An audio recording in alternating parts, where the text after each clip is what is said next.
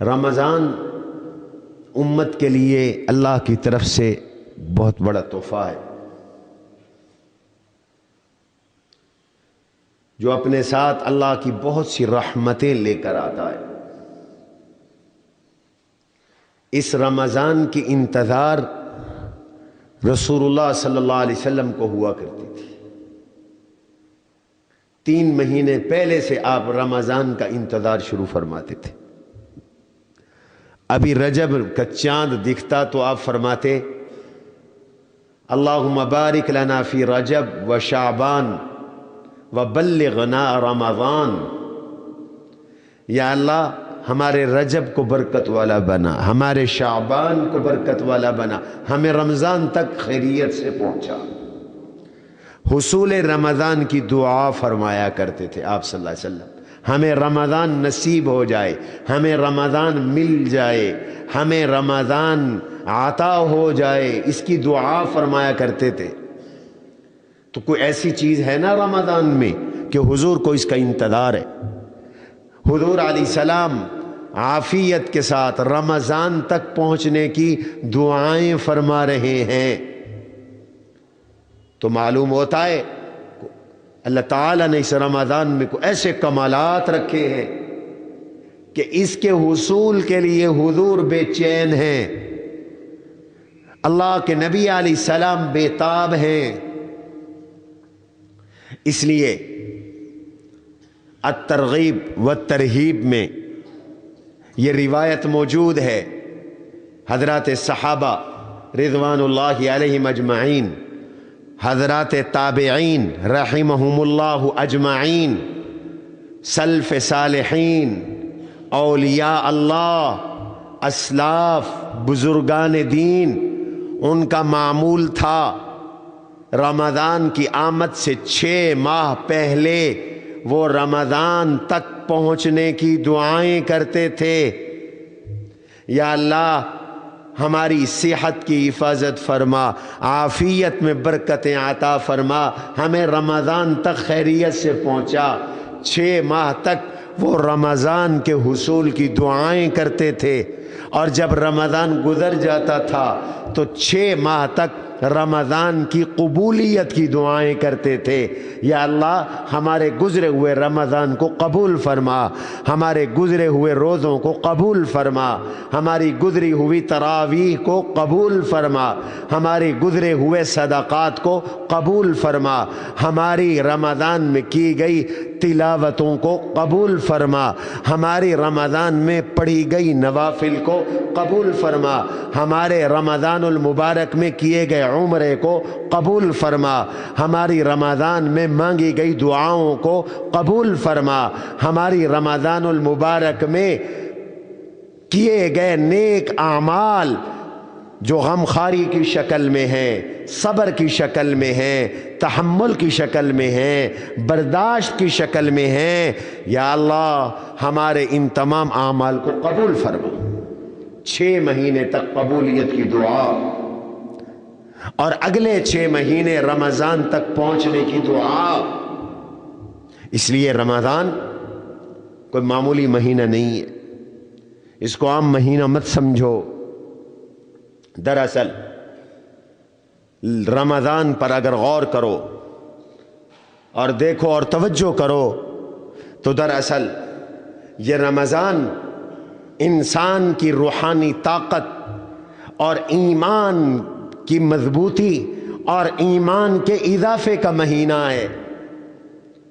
اللہ تبارک و تعالی نے اس مہینے کو ایسا جامع بنا دیا، ایسا نظام عطا کر دیا، ایسا نصاب عطا کر دیا کہ ہر مسلمان اپنی سال بھر کے گناہ معاف کروا سکے، ہر مسلمان رمضان میں اپنے اخلاق کو بنا سکے، ہر مسلمان رمضان میں اپنے اخلاق کو سنوار سکے، ہر مسلمان رمضان میں اللہ تعالیٰ سے اپنا تعلق جوڑ کر آگے زندگی سیدھی کر سکے۔ رمضان اللہ کے مخلوق کی خدمت کے ساتھ آدمی بندوں کی دعائیں لے سکے۔ رمضان کو اس طرح بنا دیا میرے اللہ نے کہ اس رمضان میں معمولات کی برکت سے اپنے اندر صبر پیدا کر لے، تحمل پیدا کر لے، قوت برداشت پیدا کر لے، حوصلہ پیدا کر لے،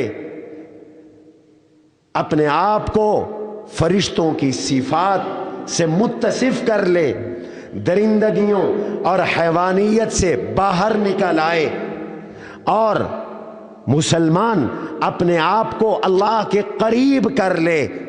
اس طرح کا نظام، نصاب، اعمال، معمولات اللہ تعالیٰ نے ہمیں رمضان المبارک میں عطا فرمائے۔ ذرا غور کرو، میں تھوڑا رمضان کو کھولنا چاہتا ہوں کہ رمضان ہماری کس قدر اخلاقی ترقی، روحانی تربیت کا ذریعہ ہے، لیکن ہوگا انہی کا جو چاہیں گے۔ اللہ چاہتے ہیں کہ ہر سال 30 دنوں میں ایک مومن کو پراسس سے گزار کر اس کی اوور ہالنگ کر دے، اس کے ایمان کی تجدید کر دے، اس کے اخلاق کی اوور ہالنگ کر دے، اس کے اخلاق کی تربیت فرما دے۔ ایک مسلمان کو ہر سال 11 مہینوں کی دنیاوی آلائشوں سے نکالنے کے لیے، دنیا کے گندے اثرات اس سے زائل کرنے کے لیے، ایک عمل سے، ایک خاص ماحول سے، خاص ماحول میں خاص اعمال سے گزار کر اس کو ایمانی طور پہ فٹ کر دے، روحانی طور پہ فٹ کر دے۔ بالکل ایسے جیسے بہت سارے لوگ جو پیسے والے ہیں، وہ جناب سال کے بعد یورپ جاتے ہیں، امریکہ جاتے ہیں۔ کیوں جا رہے ہو؟ اپنے میڈیکل چیک اپ کے لیے جا رہے ہیں، اپنا میڈیکل چیک اپ کراتے ہیں، پوری باڈی کا، پورے جسم کا، تاکہ اگر کوئی بیماری نکل آئے تو بر وقت علاج ہو جائے۔ وہ فٹ رہنا چاہتے ہیں۔ ہمارے یہاں ایک ذمہ دار مرحوم تھے، کل میں ان کی قبر کے پاس سے گزرا تو مجھے یاد آئے، انہوں نے ایک مسجد بنائی۔ ایک دفعہ مجھ سے بھی انہوں نے مسجد میں جمعہ کی نماز، جمعہ کا بیان کروایا۔ رانا تاج نون مرحوم تھے، تو وہ ہر سال یو کے جاتے تھے۔ میں نے پوچھا کیوں جاتے ہیں؟ تو کہنے لگے میں اپنے میڈیکل چیک اپ کے لیے جاتا ہوں۔ بھائی ایک جسم ہے، یہ جسم تو ایک لفافہ ہے، لفافہ کور مقصود نہیں ہوتا، مقصود لفافے کے اندر موجود چیز ہے، کور کے اندر ایک جو چیز ہے وہ مقصود ہے۔ ایک روح افزا کی بوتل ہے، ایک بوتل کے اندر پڑا ہوا مشروب ہے۔ بوتل تو اس لیے خرید لیتے ہیں کہ اصل قیمت اندر پڑے ہوئے مشروب کی ہے۔ آپ میڈیسن لینے جاتے ہو، ایک گولیوں کے اوپر کور ہے، کور کے اوپر ڈبی ہے، نہ ڈبی مقصود ہے، نہ کور مقصود ہے، مقصود ٹیبلٹ ہے، مقصود گولی ہے۔ آپ کے پاس گفٹ آتا ہے تو گفٹ پیک ہے، شاپر کے اندر ہے، شاپر میں ڈبہ ہے، ڈبے کے اندر آپ کا سوٹ ہے۔ شاپر ہے، شاپر میں ڈبہ ہے، ڈبے کے اندر آپ کی گھڑی ہے۔ شاپر مقصود نہیں، ڈبہ مقصود نہیں، مقصود سوٹ ہے، مقصود یہ گھڑی ہے، مقصود وہ چیز ہے جو اندر موجود ہے۔ آج دھوکہ کھا لیا انسان نے، لوگ دھوکہ کھا گئے۔ لوگوں نے سمجھا کہ انسان بس اسی جسم کا نام ہے، یہ چہرہ، یہ آنکھیں، یہ کان، یہ زبان، یہ سر، یہ پیٹ، یہ ہاتھ، یہ پاؤں، یہ ٹانگیں، یہ بازو، بس یہی انسان ہے۔ نہیں دوستو، یہ تو انسان کا لفافہ ہے، یہ تو انسان کا کور ہے، یہ انسان نہیں ہے۔ انسان اندر ہے، انسانیت کی شکل میں، ایمان کی شکل میں، روح کی شکل میں، روحانیت کی شکل میں، وہ اصل انسان ہے۔ اگر وہ انسان اندر نہیں ہے تو خالی یہ کور، خالی یہ لفافہ، یہ شکل، یہ صورت، اس کا کوئی فائدہ نہیں ہے، اس کا کوئی فائدہ نہیں ہے۔ یہ کور، یہ لفافہ تو کافر کے پاس بھی ہے۔ کافر کے بھی 3 ہاتھ نہیں، 2 ہاتھ ہیں، 4 آنکھیں نہیں، 2 آنکھیں ہیں، 2 زبانیں نہیں، 1 زبان ہے۔ لفافہ تو اس کے پاس بھی ہے، لیکن اس کے پاس اندر کچھ نہیں، صرف انسانی شکل ہے۔ اس لیے اکثر جو کفار ہیں ان میں اور جانوروں میں کوئی فرق نہیں، صرف ایک فرق ہے کہ اس کا لفافہ انسانوں والا ہے، جانوروں کا لفافہ جانوروں والا ہے، ورنہ اندر سے ایک ہیں۔ ایسے ہی مسلمانوں یاد رکھو، اللہ تعالیٰ نے ایک ہمارا ظاہر بنایا ہے، انسان بنایا ہے، لفافہ بنایا ہے، ایک اندر کا انسان ہے۔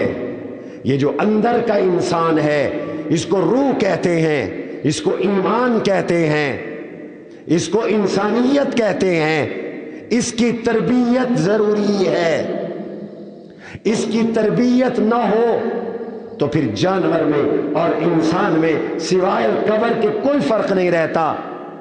رمضان آیا ہے اس انسانیت کو بنانے کے لیے، رمضان آیا ہے اس انسانیت کی تربیت کے لیے، رمضان آیا ہے اس روحانیت کی ترقی کے لیے، تاکہ تم فرشتوں سے بھی اعلیٰ ہو جاؤ، اللہ کے قریب ہو جاؤ، جنت کے وارث ہو جاؤ۔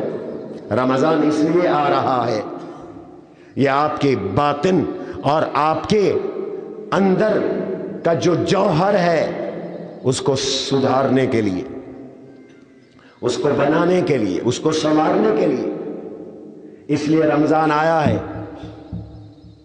اور ارشاد فرمایا یہ رمضان آ رہا ہے اپنے ساتھ بہت ساری عبادتیں لا رہا ہے، اس لیے اللہ کے نبی علیہ السلام نے رمضان کو کئی نام دیے۔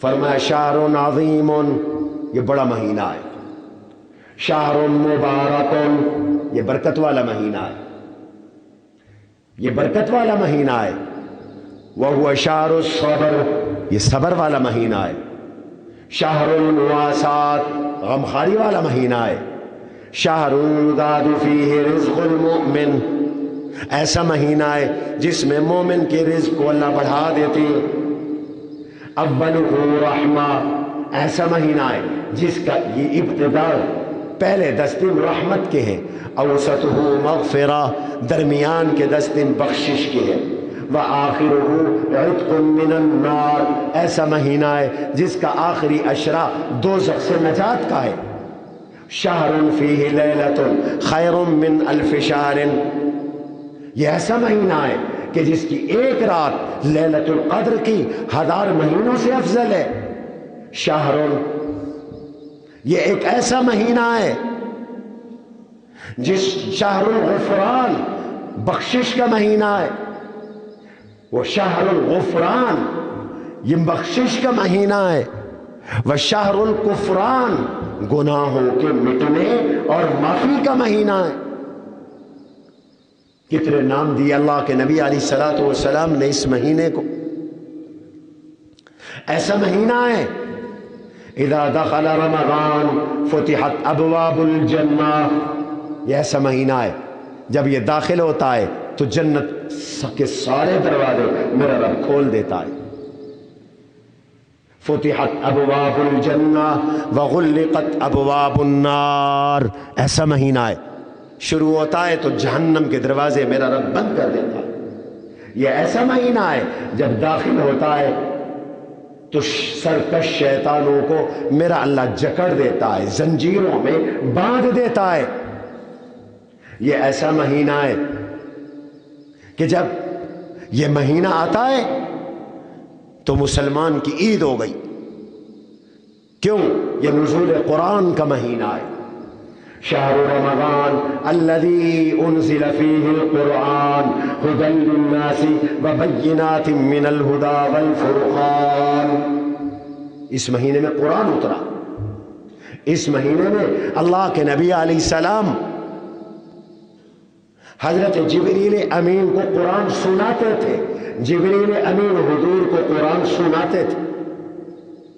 اس مہینے میں اللہ کے نبی نے قرآن کی تلاوت کے لیے تراویح کو مسنون کیا. یہ قرآن کا مہینہ ہے. نزول قرآن کے جشن کا مہینہ ہے. یہ ایسا مہینہ ہے رمضان کہ جس میں ایک نفل عبادت کا ثواب فرض کے برابر، ایک فرض کا ثواب 70 فرضوں کے برابر. من تقرب فیہ بخصلۃ کان کمن ادی فریضۃ فیما سواہ ومن ادی فریضۃ کان کمن ادی 70 فریضۃ فیما سواہ.